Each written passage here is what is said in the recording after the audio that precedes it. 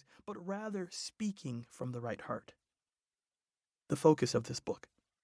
This book is certainly not making the claim that respect alone can solve the world's biggest problems.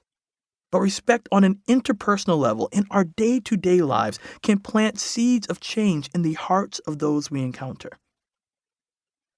Yes, there are many global examples of disrespectfully disagreeing, but I want to focus on the issues that you face directly with others at home, on your team, at work, and in your communities. We have dehumanized each other through the process of labeling and generalizing, and by forgetting that just because someone does or believes X doesn't mean that they do or believe Y. In doing so, we have lost the chance to discover and to let people surprise us. And the sad truth is that people might be looking at us with the same labels and generalizations. So why should we aspire to humanize others? There's an urgent need for respect, understanding, and empathy that transcends our personal space and permeates the global sphere.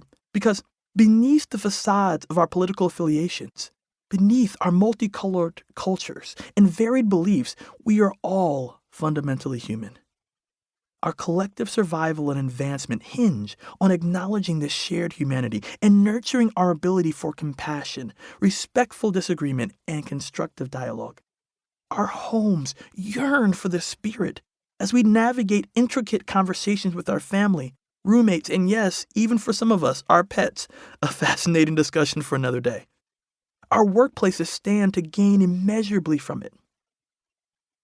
In a study on conversational receptiveness, the researchers concluded employees who feel that their boss listens to them experience less emotional exhaustion and report being more willing to stay in their positions, and open-mindedness between supervisors and employees leads to more effective resolutions to workplace conflict. Although we often believe we excel at making others feel acknowledged, research exposes an uncomfortable reality. People routinely overestimate their ability to ensure others feel heard. The researchers go on to state, quote, "In other words, balance and thoughtful consideration of opposing perspectives is the exception rather than the rule," unquote. We need to pivot from erecting walls to constructing bridges, from sowing discord to nurturing connections. It's in our capacity to listen, empathize, and comprehend that we find the roadmap to a more harmonious, inclusive world. If nothing else, we find a more peaceful existence for us as individuals. I've witnessed behaviors by adults in media and real life that would warrant a disciplinary action if exhibited by my children.